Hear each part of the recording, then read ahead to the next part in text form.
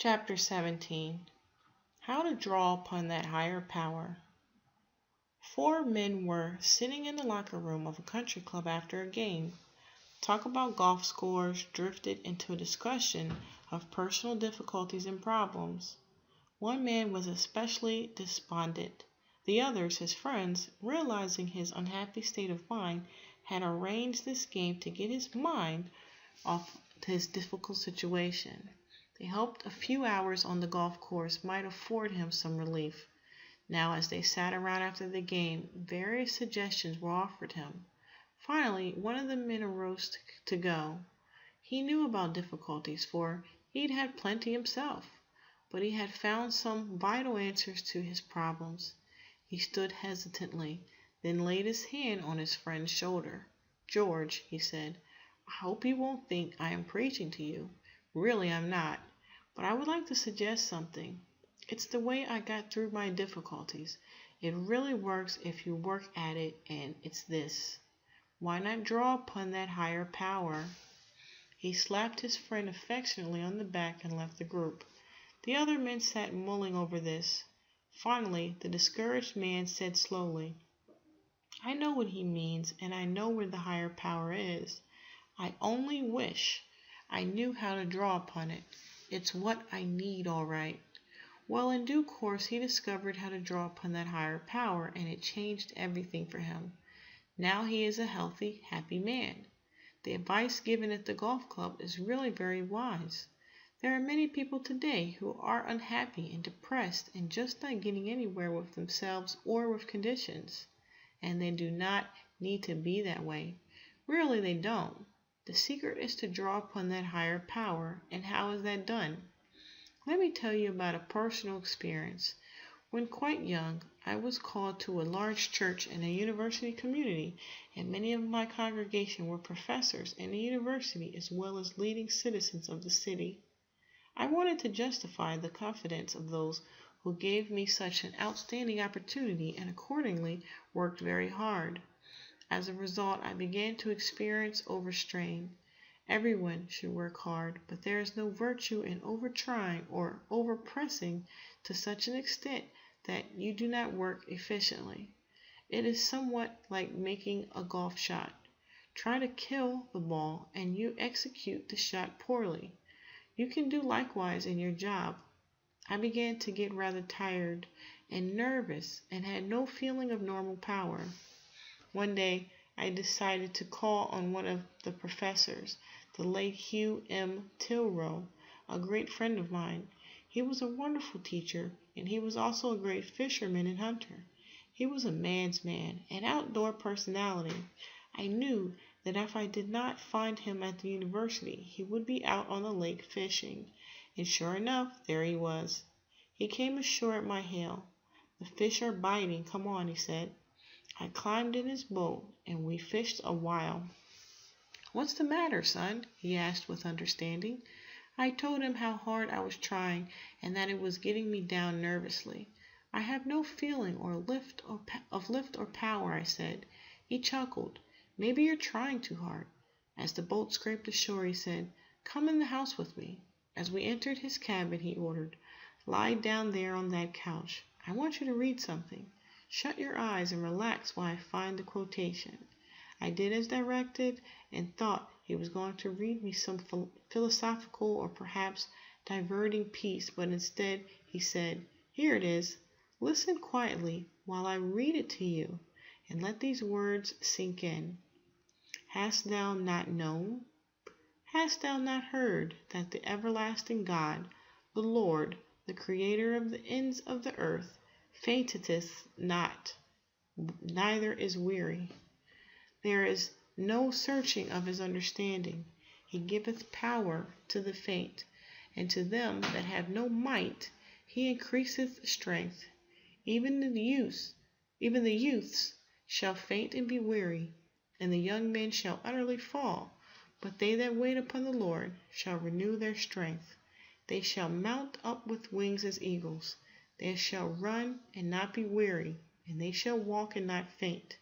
Isaiah 40:28-31. Then he asked, "Do you know from what I am reading?"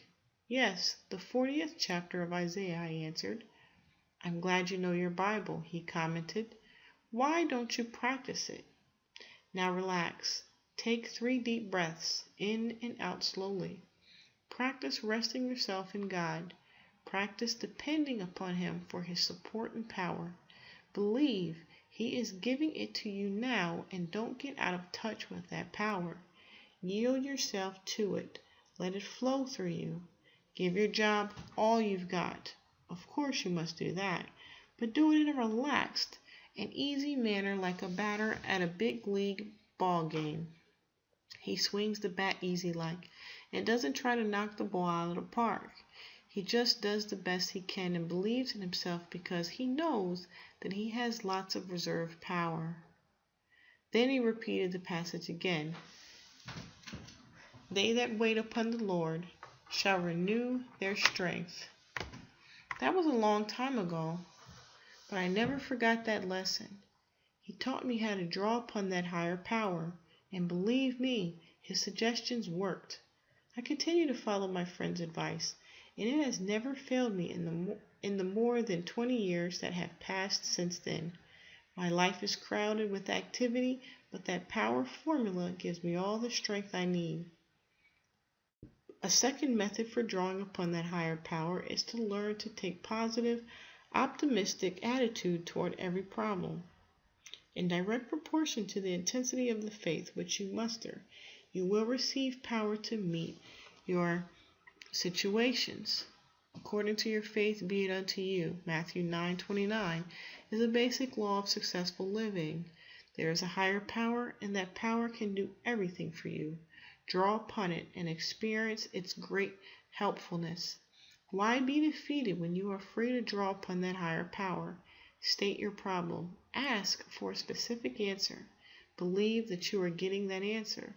Believe that now, through God's help, you are gaining power over your difficulty.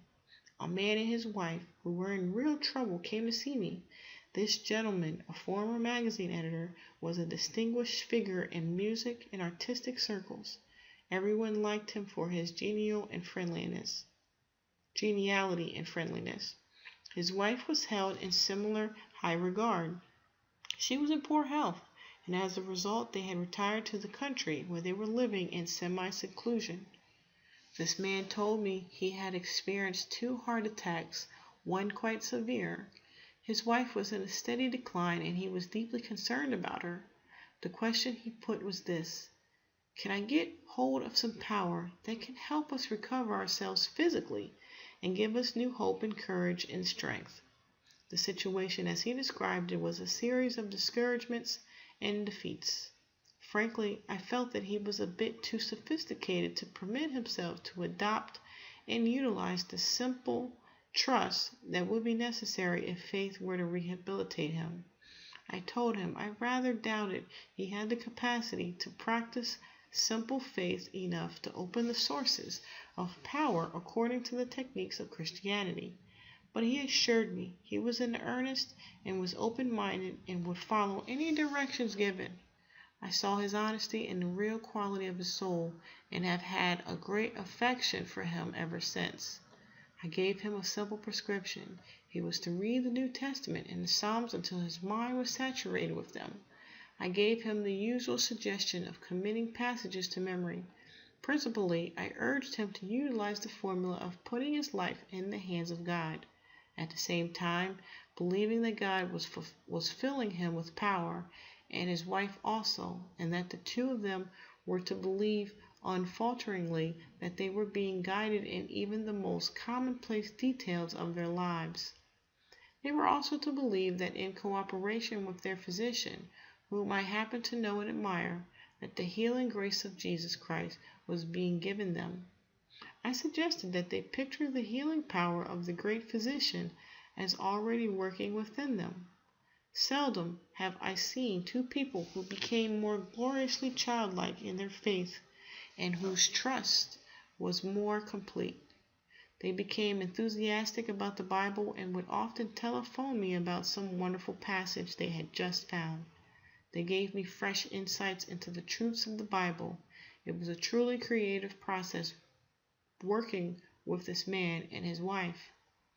The next spring, Helen, that is the wife's name, said, I have never experienced a more wonderful springtime. The flowers this year are the loveliest I have ever seen. And have you noticed the sky with its extraordinary cloud formations and the delicate colors at dawn and sunset? The leaves seem greener this year, and I have never heard the birds sing with such ecstasy and melody. When she said this, there was an ecstatic light on her face, and I knew she had been reborn in the spirit. She had begun to improve physically, regaining a large share of her old-time strength. Her native creative power began to flow forth once again, and life took on new meaning. As for Horace, there had been no more heart trouble, and physical, mental, and spiritual vigor mark him as extraordinarily vital. They have moved into a new community and have become a center of its life. Wherever they go, they touch people with a strange, uplifting force. What is the secret which they discovered? Simply that they learn to draw upon that higher power. This higher power is one of the most amazing facts in human existence. I am awestruck, no matter how many times I have seen the phenomenon, by the thoroughgoing, tremendous, overwhelming changes for good that it accomplishes in the lives of people. Personally, I am so enthusiastic about all that the higher power can do for people that I am loath to bring this book to a close.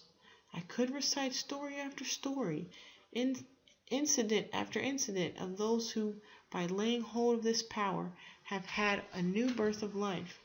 This power is constantly available. If you open to it, it will rush in like a mighty tide. It is there for anybody under any circumstances or in any condition. This tremendous inflow of power is of such force that it is in rush. It drives everything before it, casting out fear, hate, sickness, weakness, moral defeat, scattering them as though they had never touched you, refreshing and re-strengthening your life with health, happiness, and goodness. For many years, I have been interested in the problem of the alcoholic and in the organization known as Alcoholics Anonymous. One of their basic principles is that before a person can be helped, he must recognize that he is an alcoholic and that of himself he can do nothing, that he has no power within himself, that he is defeated. When he accepts this point of view, he is in a position to receive help from other alcoholics and from the higher power, God.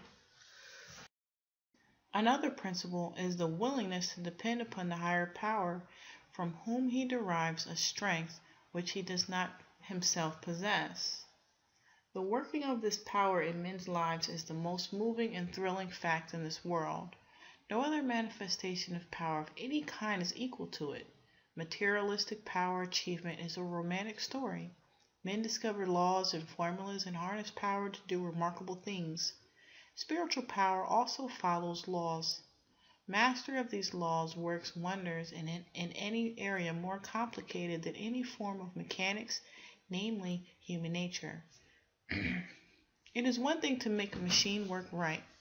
To make human nature work right is something else. It requires greater skill, but it can be done. I sat one day under swaying palm trees in Florida, listening to the story of a demonstration of higher power activity in the life of a man who narrowly escaped tragedy. He told me that he started drinking at the age of 16, as it was the so-called smart thing to do. After 23 years beginning as a social drinker, he came to the end of the road on April 24, 1947. A growing hatred and bitterness toward his wife, who had deserted him, and toward his mother-in-law and sister-in-law, culminated in his decision to kill these 3 women. I relate this story as he told it to me in his own language. To strengthen myself for this gory task, I went into a bar. A few more drinks would give me the courage to commit this triple murder. As I entered the bar, I saw a young man by the name of Carl drinking coffee.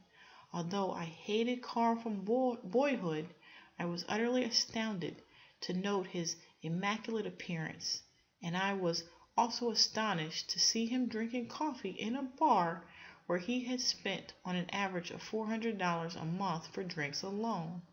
Also, I was mystified by what seemed a strange light on his face. Being fascinated by his appearance, I approached Carl and asked, "What happened to you that you are drinking coffee?" "I have not had a drink for a year," Carl replied. I was utterly amazed, because Carl and I had been on many drinking bouts together. A strange incident in this affair is that even though I hated Carl, I was strangely moved. I could not help but listen when he asked, "Ed, did you ever want to quit drinking?" "Yes, I have quit 1,000 times," I replied. Carl smiled and said, "If you really want to do something about your problem, get sober and attend a meeting at the Presbyterian Church at 9 on Saturday. It is a meeting of Alcoholics Anonymous." I told him I had no interest in religion, but that maybe I would come. I was unimpressed, but still I could not get that light in his eyes out of my mind. Carl did not insist I attend the meeting, but repeated that if I wanted to do something for myself, he and his associates had an answer to my problem. After making that statement, Carl left, and I stood up to the bar to order a drink, but somehow it had lost its appeal. So instead I went home, the only home I had remaining, my mother's home. May I explain that I had been married for 17 years to a very fine girl, but being an impatient person and having no faith in me due to my drinking, she finally decided upon getting a divorce. So not only my job and all my material assets, but my home also were completely lost. Upon getting to my mother's home, I wrestled with a bottle until 6 a.m., but still could not take the drink. I kept thinking of Carl's appearance. So on Saturday morning, I went to Carl and asked him what I could do to keep from taking a drink until 9 o'clock that night when the meeting would be held. Carl said, "Every time you come to a bar or whiskey sign or beer garden, just say one little prayer. Please, God, get me past this place." And then he added, "Run like hell." That will be cooperating with God. He will hear your prayer, and the running will be your part. I did exactly as Carl told me to do. For many hours, anxious and shaky, accompanied by my sister, I walked around the streets of the town. Finally, at 8 o'clock, my sister said, "Ed, there are 7 drinking joints between here and the place where you are to attend the meeting. You go by yourself, and if you don't make it and come home drunk, we will still love you and hope for the best, but somehow I feel that this meeting will be different than any you ever attended." With God's help, I got by those 7 places. At the church entrance, I happened to look around, and the sign over one of my favorite drinking places glared me straight in the eyes. The battle to decide whether to go into that bar or into the Alcoholics Anonymous meeting is one I shall never forget, but a power greater than myself pulled me to the meeting. Upon entering the meeting room, I was utterly astounded to receive the firm handshake of my ex-hated friend Carl. My resentment toward him was disappearing. A round of introductions began to many men in all walks of life. Doctors, lawyers, bricklayers, millwrights, coal miners, construction workers, plasterers, laborers, all types were there. I had been drinking with some of these men for the last 10 to 25 years, and here they were all sober on a Saturday night, and above all, they were happy. What happened at that meeting was rather vague. All I know is that a rebirth had taken place. I felt different, deep within. Happily leaving the meeting room at midnight, I went home with a glorious airlifting feeling and slept peacefully for the first time in more than 5 years. Upon awakening the next morning, I recall something clearly saying to me, "There is a power greater than yourself. If you will turn your will and your life over to the care of God as you understand Him, He will give you strength." It was Saturday morning, and I decided to go to church.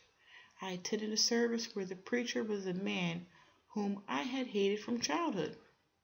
The author wishes to comment at this point how inevitably hate is associated with emotional and spiritual sickness. When the mind is emptied of hate, a long step has been taken toward recovery. Love is a tremendous curative force. This preacher was one of those sedate, swallow-tailed, coat-wearing Presbyterian ministers. I had no use for him, but that was my fault. He was all right. He was all right. He was all right, really. I sat nervously through the singing and the collection taking. Then the preacher read the scripture, and his sermon was based upon the theme, never belittle anyone's experience. He had it. I shall never forget that sermon as long as I live. It taught me a valuable lesson, never to belittle an experience because someone had it, for he and God know the depth and sincerity of that experience. Later I came to love this minister as one of the greatest, most sincere men I have ever known. Just where my new life began as a matter that is difficult to determine, whether it was when I met Carl in the bar or wrestling past the drinking places, or at the Alcoholics Anonymous meeting, or at the church, I do not know. But I, who had been a hopeless alcoholic for 25 years, suddenly became a sober man. I could never have done this alone, for I had tried it 1,000 times and failed. But I drew upon a higher power, and the higher power, which is God, did it. I have known the narrator of the foregoing story for several years. Since becoming dry, he has had to face some difficult financial and other problems, but never once has he weakened. In talking with him, I find myself strangely moved. It isn't what he says or even the way he says it, but one is conscious of a power emanating from this man. He is not a famous person. He is an everyday, hard-working salesman, but the higher power is in him, flowing through him, operating within his experience, and it transmits itself to others. It transmitted itself to me. This chapter is not intended as a dissertation on alcoholism, although I will use still another reference in connection with this problem. I cite these experiences to show conclusively that if there is a power able to deliver a person from alcoholism, the same power can help any other person to overcome any other form of defeat he may face. There is nothing more difficult to overcome than the problem of alcoholism. The power that can accomplish that difficult feat can, I assure you, help you to overcome your difficulties, whatever they may be. Let me give still another experience. I narrate this incident for the same purpose, namely to emphasize that there is a power which can be applied, drawn upon, and used that mysteriously but surely gives to people who demonstrate faith the most remarkable victories. In the Hotel Roanoke at Roanoke, Virginia, one night a man who has since become a good friend told me the following story. 2 years before, he had read my book, A Guide to the Confident Living. At that time, he was considered by himself and by others to be an utterly hopeless alcoholic. He is a businessman in a Virginia town and is of such ability, and despite his drinking problem, he was able to keep going with fair success. He had absolutely no control over his drinking. However, an evident deterioration was taking place. Upon reading the book above mentioned, the idea was lodged in his mind that if he could only get to New York, he could be cured of his difficulty. He came to New York but was dead drunk when he arrived. A friend took him to a hotel and left him. He recovered sufficient consciousness to call a bellboy and told him that he wanted to go to the town's hospital, a famous institution for alcoholics presided over by the late Dr. Silkworth, one of the greatest men in the field of alcoholism, now deceased but never to be forgotten. After robbing him of $100 or more, which he had in his pocket, the bellboy delivered him to the hospital. After several days of treatment, Dr. Silkworth came in to see him and said, "Charles, I think we have done for you all that we can do. I have a feeling that you are well." This was not Dr. Silkworth's usual practice, and the fact that he handled this case in this manner causes one to sense the guiding hand of a higher power. Still somewhat shaky, Charles made his way downtown until he found himself outside the office door of the Marble Collegiate Church, 1 West 29th Street, New York City. It happened to be a legal holiday and the church was closed. Other than such holidays, the church is always open. He stood there hesitantly. He had hoped that he might go into the church and pray. Not being able to gain entrance, he did a strange thing. He took from his wallet one of his business cards and dropped it through the mail slot in the door. The instant he did that, a tremendous wave of peace came over him. He had an amazing sense of relief. He put his head against the door and sobbed like a baby. But he knew that he was free and that some tremendous change had happened to him, the validity of which is attested by the fact that from that minute on there has been no turning back. He has lived in complete sobriety from that moment. There are several features about this incident which mark it as impressive. For one, Dr. Silkworth seemed to have released him from the hospital at the proper psychological, spiritual, and shall we say supernatural moment, indicating that the doctor himself was the subject of divine guidance. When Charles told me this story in the Hotel Roanoke 2 years after it happened, I had a feeling as he related it that I had heard it before in precise detail. But he had never told me this story. In fact, I had never previously talked to him.